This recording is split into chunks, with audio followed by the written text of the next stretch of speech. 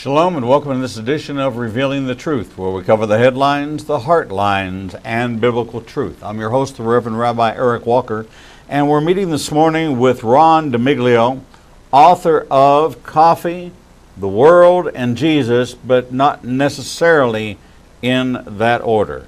Ron, welcome to the program. Thank you.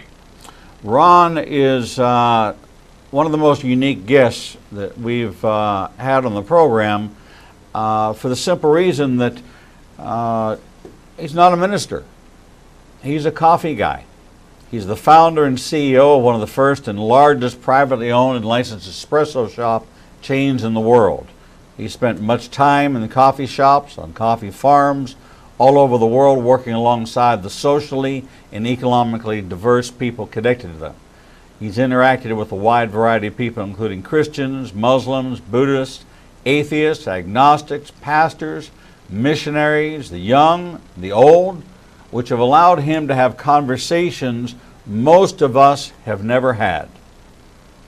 Ron says that coffee has been good to him and coffee people have been even better. He lives in Snohomish, Washington, where he's lived in Washington all of his life. Ron, you've written a book of conversations, encounters you've had in the coffee world that you've been able to talk to people from every background. And I guess in the last 10 years maybe we've become much more familiar with coffee as an enterprise, more maybe now than ever before. Mm-hmm. And in fact, different coffee shops have kind of different theologies. One of the larger ones says if you want to be a conservative Christian, you can go drink your coffee somewhere else. Sure. Yeah. Maybe we can get him to name your shops by name and get a direct referral. I don't think we will. But wouldn't that be wonderful? Well, to be clear, I actually no longer own coffee shops. That was a business I started in 1989, okay, and was afforded the opportunity to do a great many things, as you indicated. Yes, and you had the opportunity to talk a lot over a cup of coffee, Mm-hmm. which is kind of the American way. Let's have a cup of coffee and talk. Agreed. Did you grow up in a home where sitting over breakfast, lunch, dinner, weekends, where you talked about the Lord?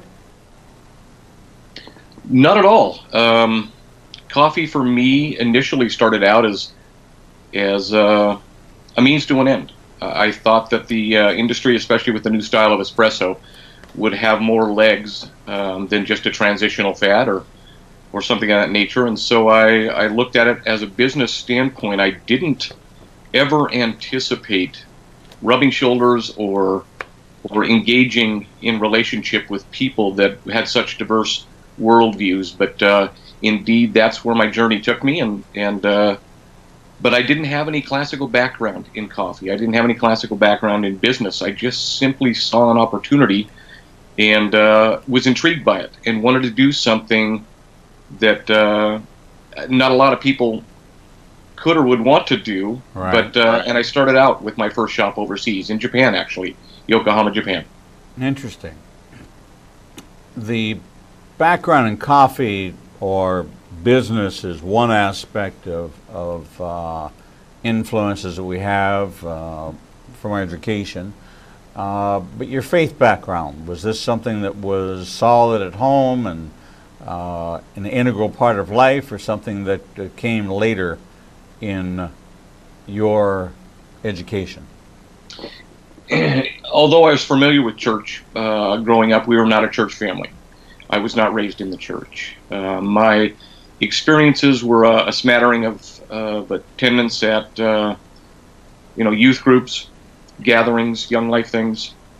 But it wasn't until I was probably in my real late teens, early 20s, and I had gotten in a little bit of trouble, and I was down in California, and I went down with the idea of being a stuntman. As silly as that sounds, I realize that.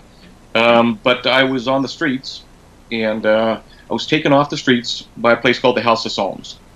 And they're associated with Calvary Chapel, Costa Mesa, or were at that time, and they took kids off the streets, young people, young men, young women, and they would give them a bed to sleep in and a place to eat and food, but the deal was you had to study the Bible 2 hours a day, and that was mandatory.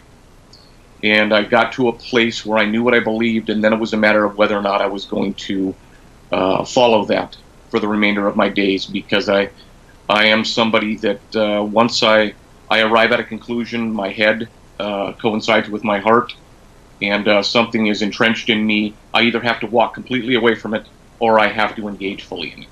And the determination by me was that I would engage fully in it. I anticipated more than what I exhibited up to that stage. And after a year and a half down there, I came back home in order to establish a level of credibility that I couldn't do any other way except to come back and be accountable. And so, did you finish your education? Did you go into business? I'm sorry. I graduated high school, but I was an awful student. I had night school classes, and I had to bring those in order for them to put my diploma in the little holder thing before commencement. And Right. But I did get my high school diploma, but I've never attended a day of college in my life. So your business acumen was a gift. Yeah, a little school of hard knocks, a little of getting in over my head and figuring it out. And some of it was just maybe a clueless tenacity that I wanted to do something that I felt like I was capable of figuring out and engaging in, and I just did it. I just went for it. And your faith, you continue to follow your faith when you return back home? Yeah, no question about it. I think my business experiences and international travel have widened my perspective of Jesus and who Jesus is, and it's so exposed me to a bigger God than I knew or was aware of, based on just the influences of my Judeo-Christian heritage and the politics surrounding the United States. I was able to experience something that was eye-opening and refreshing, and it didn't do anything but firmly undergird what I had already come to believe. The concept for the espresso shops, how did that come about? You had an interest, but you took it to a level where you actually acted upon it. I did, yes. Well, first, as I said, I thought it was going to have more legs than just being a transitional fad or a short-term boom. And, you had talked about coffee earlier, and in the United States, the idea of sitting down over a cup of coffee, that's not exclusive to the United States, actually. Coffee is the second largest commodity traded in the world today, next to crude oil. Tea in Southeast Asia and some of the Asian countries is ceremonial, where coffee really is business. Coffee is friendship. Coffee is communication. Coffee is romance. Coffee is all those things, and it has surpassed in consumption tea in many parts of the world. So the attributes associated with coffee are not exclusive to the United States. And I saw an opportunity. Again, this is an incredibly silly transition, but I was selling log homes internationally. Sure. And I got to know some people in Japan. And the log home company that I worked for was relatively insolvent. I was concerned about losing relationships, so I quit. And a couple days later, I got a call from what I would consider to be my best friend in Japan, and he said, "Hey, what do you want to do?" And I said, "Well, I have this idea about this coffee thing that's going on, and I think it's going to have legs." And he said, "Well, I'll be there. I want to see what it is." He flew into town a week later, and we arrived at the conclusion between each other. We just said, "Okay, we don't know where this is going to end, but my money's your money, my contacts are your contacts. Let's give this a go and see where and see how it opens up for us. And so we did, and way over my head. Coffee to go in Japan was considered low class. Anything of quality also provided you a place to sit because of the lack of space there, and we had some obstacles to overcome. But we were in Japan before Starbucks, if I can say that, and paved some of the way for it. In what way, if in any way, did your faith come into play in this business plan, this venture, this trip that you took to Japan? Did it play a part in it? Or was it peripheral? Was it core value? What was it for you, really? It was definitely a core value. I've always perceived business as a means of mission. My faith is inexorably connected to everything that I do. I can't do business separate from my faith. So I've always built in a component of benevolence within any business I've ever done, and that was no exception. I felt like it was important for me going overseas, not just to be a representative for the United States. I'm not a huge nationalist kind of guy. Right. But I felt like it was important for me to adequately represent the kingdom of God, where some people in business have the idea that if you go overseas and just that distance gives you a freedom to live another life.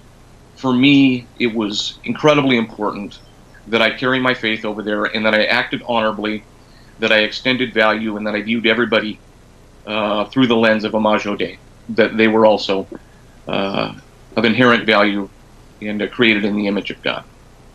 So here you are in a country that what is the percentage in Japan of Christianity versus other? It's incredibly small. It's one of the most unchurched nations in the world. Shinto is the predominant faith, but I would have to say that there isn't really any except in the outer-lying areas. Your average Japanese does not have a strict faith or world belief that governs their activity. Good people, wonderful people, not spiritual people. Not spiritual people. So did you see that as an opportunity to share the gospel, or to just become aware of the differences? I am horrifically bad at intentional proselytizing. It feels forced and really coerced to me, but within the context of just living life, I think one of the things that I'm actually quite good at is recognizing Jesus in the midst of the most mundane circumstances, and in subtle ways, and in sometimes overt ways, interjecting my faith within that, not as a means of necessarily bringing somebody about to my beliefs, but just as a way to instill in them what's important to me. If they have questions beyond that, I was always happy to have those conversations. So you became what I would call conversationally Christian, a conversational evangelist, a conversational proselytizing as a formal, or even being an evangelist. Mm-hmm. You were able to work it into the dialogue, into the conversation. Yeah, I think within the context of relationship were my greatest opportunities to interject Jesus and to walk comfortably in my faith. The book is a compilation of stories. Correct. Why did you write the book? Who did you write the book for? What was the driving force to go out and find a publisher, pitch a story idea, come up with an outline, subject yourself to editors, and reviewers? What was really the heart behind that? Being published was never a dream of mine, to be real candid with you here. I started writing down my heart, my thoughts, my experiences as more of a spiritual discipline. And I had a blog that had 0 subscribers because I wasn't doing it for public consumption. I was doing it in order to stay entrenched in me, some of those things that were important milestones or altars in my life.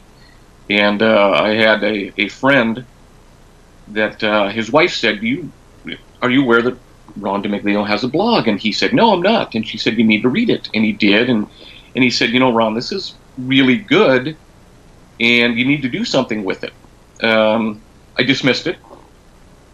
And a little while later, he had conspired with my wife for my birthday to send me to Mount Hermon Christian Writers Conference. And so I went. I went with not a great deal of expectation, and I had a 5-chapter sample of my work, and you get to submit it to agencies or agents and Right. publishers, and they'll give you a critique. And at that conference, I ended up with 3 agency offers and 2 interested publishers. And so I came back and I talked with my wife, and we discussed, I guess, some of the pros and cons with entering into this, not having any experience, any classical education, and was I going to put myself, out there? Did I want to do that? And I selected an agent, and the agent went to Kriegel right out of the chute, and Kriegel said yes. And within, I think it was 3 or 4 weeks, I had a contract. I signed the contract, and it went from there. I had 90 days to finish out my manuscript, and I did. And as you said, this is a compilation of stories. There is not a clear thread of consciousness between any one of the 28 chapters. It's all, I guess it's almost a little schizophrenic, but it's a little bit part and parcel with how my mind works, and it's reflective of my personality. I don't know what's coming next, but I do greatly respect the process now, going through the editing and all of those elements. It was a good deal more encompassing than I could have ever imagined, but it was a tremendous discipline and process for me. Well, here's what's being said about it. Is I love the way Ron looks at himself and thus the world through refreshingly honest self-talk and then dialogues with me, the reader, with the full amount of caffeinated energy. The book is evidence. The humor, honesty, and introspection have all the makings for a great read that helps us be more authentic as we engage in our own extended journey on the Java trail of life. It's a fresh perspective on faith. They say it's an upgrade on the way we Christians interact with the world. Is it biblical? Yes. Humble? Yes. Global? Refreshingly so.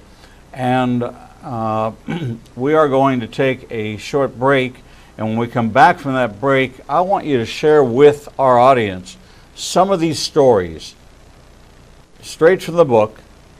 You can read it if you want, turn to the chapter if you want, or do it straight from the heart and share some of these stories with us, because I want to see the intersection. This is where the rubber meets the road for the believer. Sure. Is conversational Christianity. It is not the pulpit. It is not in an evangelical gathering. We have social encounters, and we either are or are not the reflection of the Messiah in our thought, our words, and our deeds. Well said. And you take us on a journey through, I would almost call them vignettes, of exchanges and encounters, and how this bubbled to the surface because it was at your very core. Mm-hmm. Correct. We're going to take a short break, and we'll be right back with Ron DeMiglio, author of Coffee, the World, and Jesus, but not necessarily in that order. We'll be right back. Shalom. I'm the Reverend Rabbi Eric Walker, Executive Director of Igniting a Nation and host of the daily TV program Revealing the Truth, seen live every Monday through Friday from 9 a.m. to 1 p.m. Central Standard Time at www.ianbn.com, and then replayed throughout the day and night via our website. All of our segments can be seen on the Igniting a Nation YouTube channel. Since our launch in January of this year, we've expanded our global reach to over 54 countries with a social media following of over 125,000. Our commitment is to bring you the most in-depth interviews with authors, subject matter experts, and thought leaders from around the world. We have interviewed guests from Israel, Brazil, England, India, and all across North America. All of our authors are featured on the Books and Media page on our website, www.ianbn.com. There you can find a direct link to the book you want to order, and we receive a small commission directly from Amazon. There is no cost to you for this service. In addition to our daily teachings and interviews, we make available to you the archive of all of the interviews on our YouTube, Facebook, Twitter, and Instagram channels. Our live program is available from our homepage, and there is never a charge to you for any of this access. We made the decision long ago that we would remain a commercial-free resource that would not be influenced by any pressure from any outside company. There are only two ways that we are able to continue to operate this ministry and provide you with the only live 4-hour daily Christian television talk show program. The first is through your support and tax-deductible contributions to Igniting a Nation. These can be made directly through the donate button on the website or sent through the mail to Igniting a Nation, 2700 Corporate Drive, Suite 120, Birmingham, Alabama, 35242. The other way we support the program is by offering you a unique opportunity to have access to over 10 years worth of teachings on a subscription basis. The teaching archives contains all of my prior sermons, Torah studies, prophecy in the news videos, and much more for the low subscription price of $5 per month. This subscription grants you unlimited access to over 800 hours of content not available elsewhere and is updated weekly with the most current prophecy classes. In addition to 20 hours of original TV programming each weekday, we invite you to join us live every Monday, Tuesday, and Thursday evenings for our Prophecy in the News classes. The times and locations are listed on our events page on the website www.ianbn.com.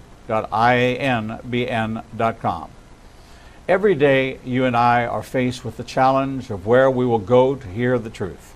We are committed to bring you the only program of its kind that covers the headlines, the heartlines, and biblical truth. We cannot do this without your support. Since we launched on January 5th, 2017, we have aired over 300 individual teachings, interviews, and commentaries not available anywhere else. We are now working side by side with almost every major Christian publishing house to bring you the most in-depth feature interviews possible. Our 1-hour features address every subject that affects the believer's life. We are hearing of salvations from the Middle East, Africa, and all across the United States. Lives are being changed every day, and we have only just begun. Our mission is to become your trusted resource and grant you access to the people, tools, and information you need to grow in your relationship with the Lord. You can help us by liking us on social media and through your financial support. We know you have many choices in who you support, but we are prayerfully asking you to consider helping us keep revealing the truth, true to our calling, to cover the headlines, the heartlines, and biblical truth like no other program available. Donate today and help us bring the message to the four corners of the earth. Visit www.ianbn.com and donate, buy a book, or subscribe to our teaching archives. Without you, we do not exist. Shalom and welcome back to this edition of Revealing the Truth, where we cover the headlines, the heartlines, and biblical truth. I'm your host, the Reverend Rabbi Eric Walker, and we're visiting with Ron DeMiglio, author of the newly released book, Coffee, the World, and Jesus, but not necessarily in that order. Ron, welcome back to the program. Thank you. Ron, I mentioned to you before we went on the air that this is a little bit different than other books that we cover. We cover a lot of Bible studies, a lot of Christian nonfiction, and you need the book, your Bible, your notebook, your study guide, your pad, your paper, and it has to be something very, very intentional. And what you've done is, and I had one other author this week that wrote in a similar way, a book you can read at the beach. And you don't have to drag along with you your Bible, your notebook, your study guide, your pen, your pad, all those things. It's something you can go sit down, actually with a cup of coffee, and just go read. Okay, so it's a book to read. And there are several publishers who are grabbing onto the concept that not everything has to be a Bible study, that we can study the Bible through real life, real practical, and isn't that what the Bible was, especially throughout, well, actually the entirety of the Bible, was our learning to understand God through circumstance and conversations. Jesus specifically was recorded, had his conversations recorded. They were always conversational. There's only several occasions where he literally stood and talked, or he preached. Yep. Most of the time was in conversation. And so you have taken kind of in the pattern of using encounters to demonstrate not your knowledge of the Bible, but how a Christ-centered individual interacts and how faith is woven into the fabric and can be woven into the fabric. And it's not unintentional evangelism. It is living out life as a believer, where it's a part of you, and it's not something you reveal or conceal. It's something that if I know you, I'll recognize it in you. And, and isn't that the message of the Bible, that people would be able to recognize us as a believer? They would know us by our fruit. They would see something about us and say, you know, there's something about you, Ron, that just makes me want to sit down and have a cup of coffee with you and have a conversation. I feel the same way. That's your book, and that's what you share. So take us on a journey into the book. Okay. And you asked me for a couple of chapters that I could just talk about, and about conversations that I've had, and there's two that come to mind, and one of them involved, no more than 24 words in its entirety. And I was in Tegucigalpa, Honduras, and I was staying in a hotel, and across the street was this beautiful mall, and I would every morning get up and I would walk over to that mall to the coffee shop and have a nice latte. And it was probably the nicest mall in the city. Honduras itself is one of the poorest countries in an incredibly poor region. Right. And there were times where everybody that talked to me had an angle. Everybody wanted something. And my sense of compassion at times got overwhelmed. I felt as if that at times it was so consuming that I would almost get jaded. And every once in a while I'd have these God moments that would snap me out of it and bring me back to a perspective that no matter how overwhelming, I was still there for a purpose.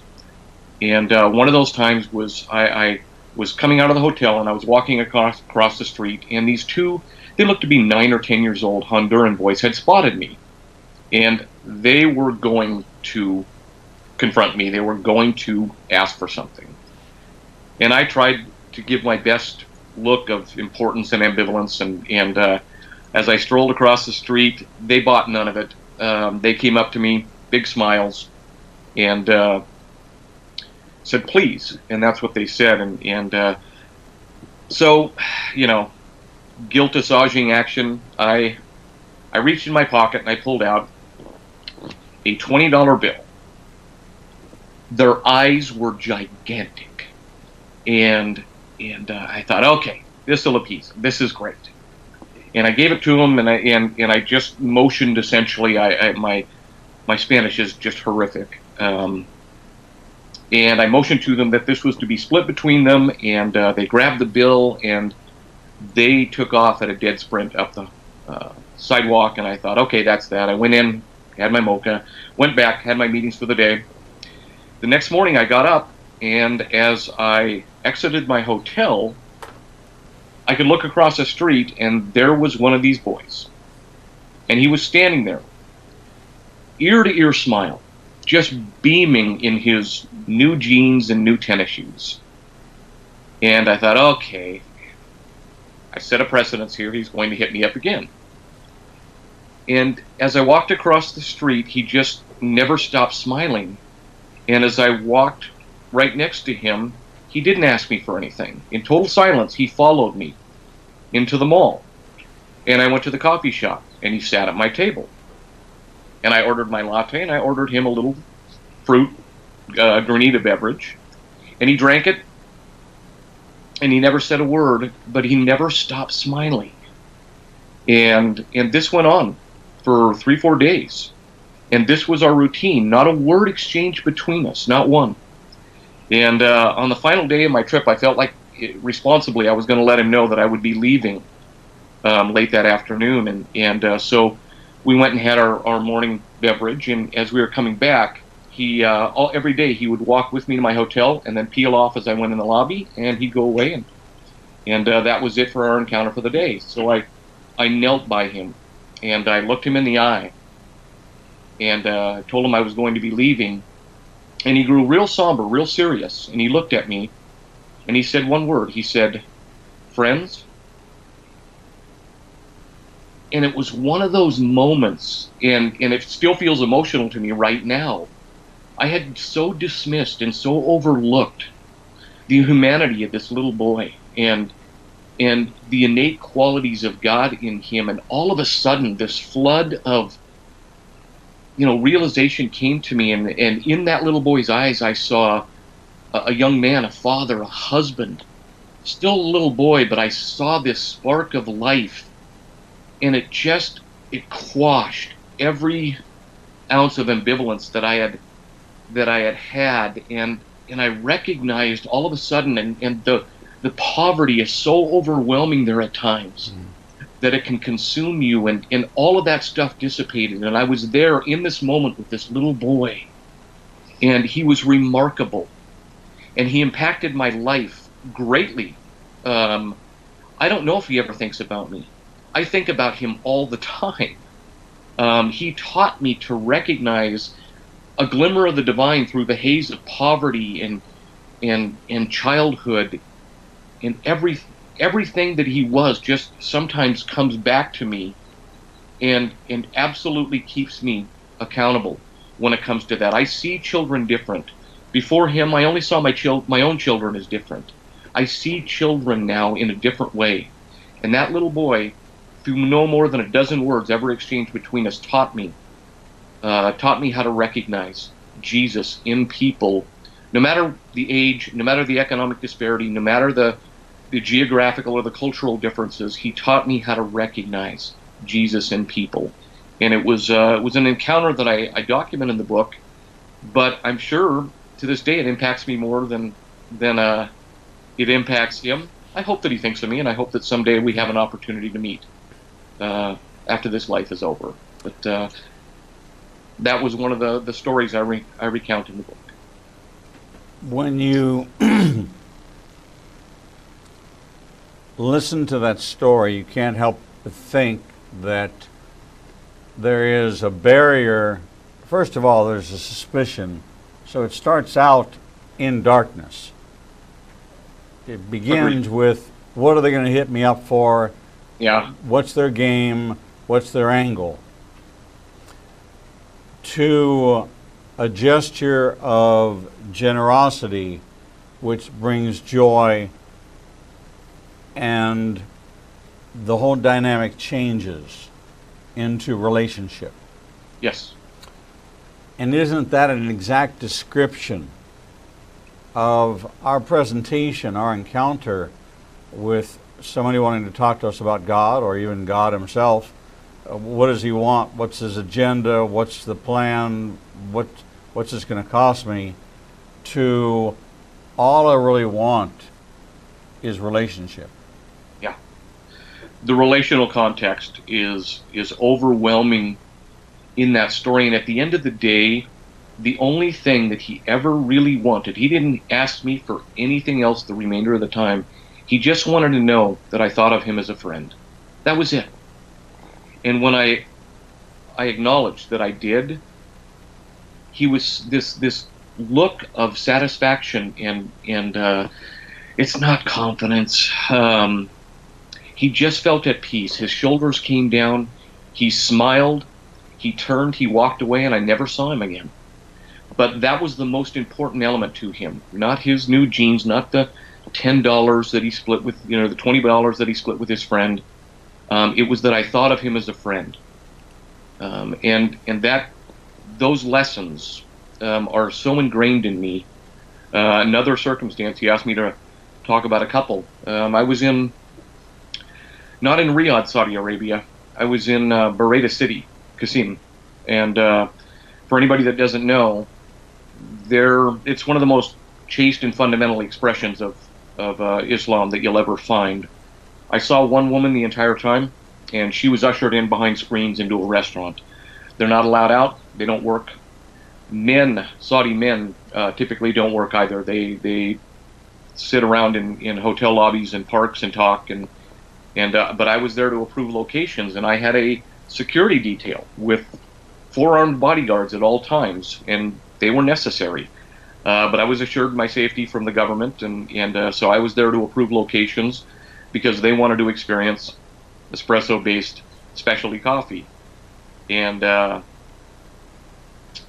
there was the same level of suspicion. I wondered whether they all thought of me as an infidel. They all wondered whether I thought of them as violent savages. And there was trepidation. There was a little bit of fear. And there was a whole lot of uncertainty and unknown. And on the first 2-3 days, we began to exchange and have dialogue, and they were in their traditional Saudi garb, and I was in, slacks and a button-down shirt, and it was 123 degrees. It was miserable. But by the 3rd and 4th day, they were more casual. I was more casual. We were going through the process of training their employees. We were looking at locations. It was fantastic. By the 5th and 6th day, we were walking, and it's incredibly common in the Middle East for 2 men to have a light holding of the hands as they stroll and talk. It's a relational thing that is not seen as odd or anything like that. I was holding hands with people with such a diverse worldview, and we were exchanging conversation and thoughts and beliefs. And because of the common denominator of business, I was able to talk about Jesus Christ as cleanly as you and I are right now. And this was with their spiritual leaders. And one man in particular that I won't name by name, we ended up having one of those kind of conversations that you'll take to your grave, that impacts you. And in a moment of candor, he said to me, "Do you ever have doubts?" And I said, "Absolutely. He's a gigantic God." And for me to have the arrogance or the audacity to think that I could encapsulate him or understand, the infinite with my finite mind is arrogance beyond my comprehension. And of course I do. And he said, "I do too. and we talked, and we had this conversation that involved a great many more words than it did with the young Honduran boy, but still impacted me so significantly that I came back feeling more ordained, I think, than I ever had, and more capable of operating within a relational context on behalf of the kingdom of God than I ever thought I could. It was one of those times where there was such a confidence and not an arrogance instilled in me, and yet this awe of what Jesus could bring about in some of the most bereft Savior places in the world. There's just no mention of Jesus there, and yet I could talk cleanly about my Savior right there in the midst of Saudi Arabia. Did you see this as a series of divine appointments, or was it after a period of time? You sold your businesses, what, 2015, so a couple of years ago, and was it at that time you began writing down and blogging, or had you been writing down these stories and encounters all along? No, I hadn't, and it was, around the time of the selling of my last company that I began to think about those things, and not just how they impacted me, but how they could be viewed by other people. Was there value there? I knew there was that spiritual discipline for me, and I think the writing initially was a way for me to document these things so that I had something. I had an altar to go back to and remind me of those things, because most of the things in my book I considered pivotal encounters in my life and important. And I never viewed them as me going out and operating on behalf of Jesus. I think my overall belief in them is that I had learned elements about my faith from other people by being challenged, by being befriended. Mm-hmm. They were just fantastic experiences for me that I began to document. And it came out as a book. As you were writing the book, who did you envision reading it? And what did you desire that they take away from it?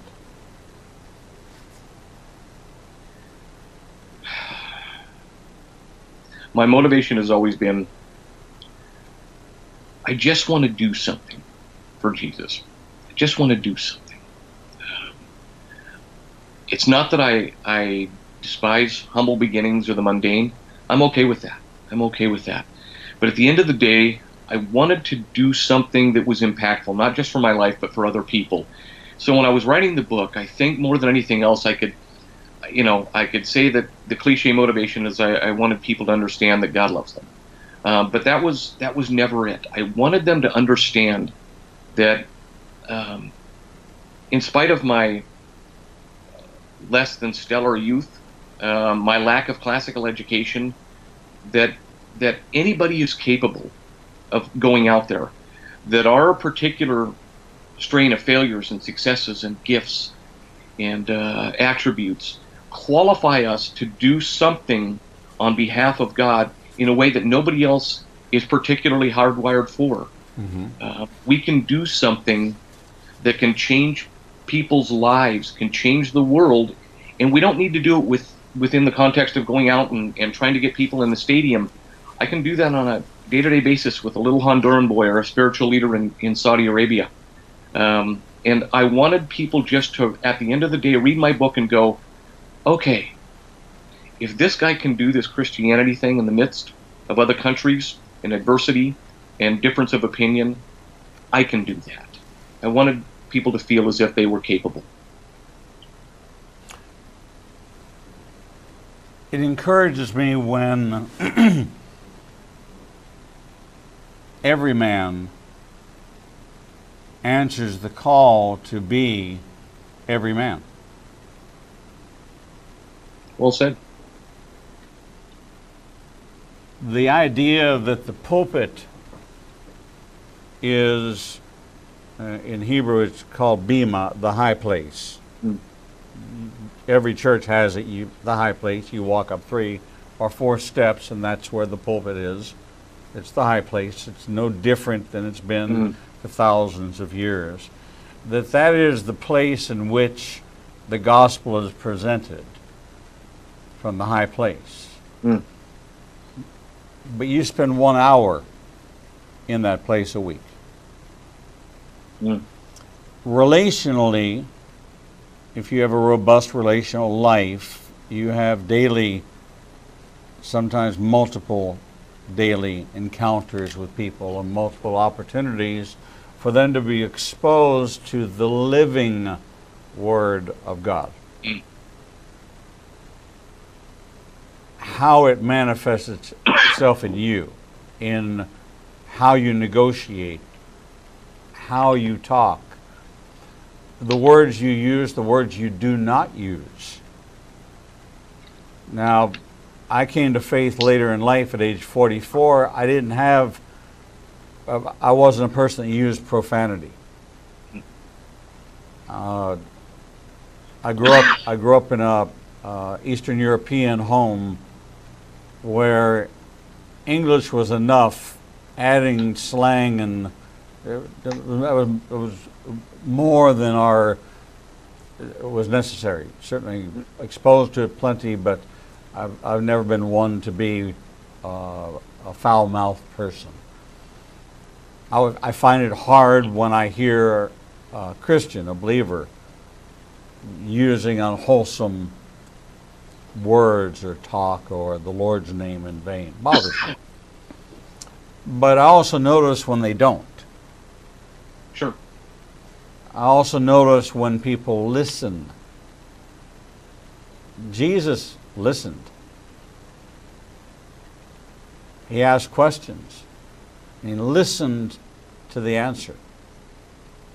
And because he did that, he elevated the importance of the person from a humble beggar, a blind man, a paralytic, or whatever he saw himself as, to someone who is worthy to be listened to.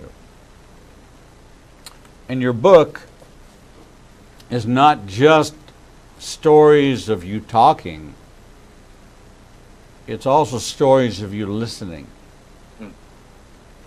And how you were able to use those opportunities to present the concept of the Messiah.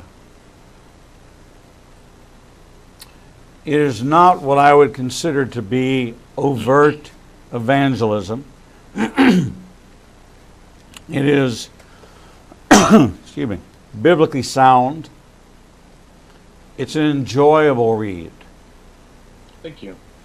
It is a read that people can relate to. It's a read that says, I don't have to go to seminary to learn how to relate to my Messiah in everyday situations.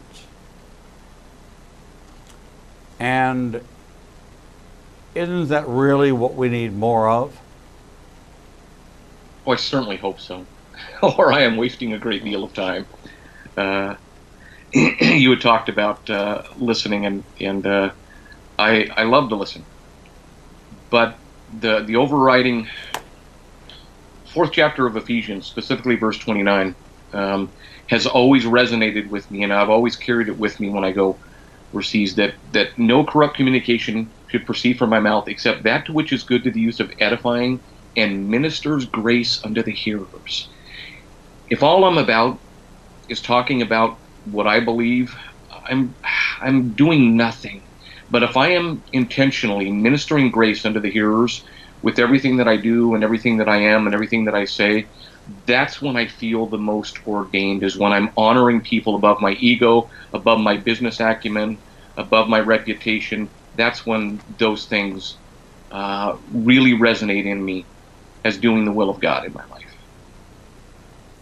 Well, we need more Ron DeMiglios, more people who have come from humble beginnings that, like most of us, have a testimony, a story of where we came from, not the place where we've arrived, because we're still along the way. We're still on the journey. Boy, am I. But along the way, you've gathered these stories, and I hope you will continue to, and continue to share them. How can people find you on the web? As narcissistic as it sounds, www.rondeמיglio.com. And I am not a blogger, and I will, based on necessity and promotion and responsibility to the publisher, I will post things, and I am promoting my book. I will do signings. I will have some additional interviews and engagements coming up that are scheduled. But you can get a hold of me there. Ron@rondeמיglio.com is a direct email. Beyond that, I don't know that there's any other way that's out there at this stage. I'm not trying to be reclusive. I just simply have no following. I'm entering into a world that I'm putting myself out there and saying, take a gander and take your shot. So, well, this is your shot. Coffee, the world, and Jesus, but not necessarily in that order. If you're looking for a good biblical read, real stories from places you may never visit, some exotic, from San Jose, Costa Rica, to flying over the Atlantic Ocean, to Japan, to Cyprus, to Turkey, and who Ron encountered, what took place during those encounters, and how the Lord showed up in each one of those encounters. A great read, an enjoyable read. It's not one you have to work at. It's not a Bible study. It's a story of stories, a collection that will entertain you and will help you identify with your calling, because God will use every man. Every one of us has divine appointments every day. Amen. And this gives you an opportunity to look at it the way Ron saw it as he reflected on it, that these were his divine appointments. Coffee, the world, and Jesus, but not necessarily in that order, by Ron DeMiglio. Ron, thanks so much for being with us here on Revealing the Truth. We wish you much success with the book. Got to learn how to promote. Yes, sir. Talk about yourself and the book. People like success stories. They like to hear how God shows up in the most unexpected ways. So thank you for being with us here on Revealing the Truth. All right. And that brings us to the end of today's live broadcast day. We'll be right back here at 9 a.m. Central Standard Time tomorrow, Central Daylight Time. I have a hard time. It's just Central Time, 9 a.m. right here on the United Nation Broadcasting Network. You can watch us Facebook Live. You can watch us on our website.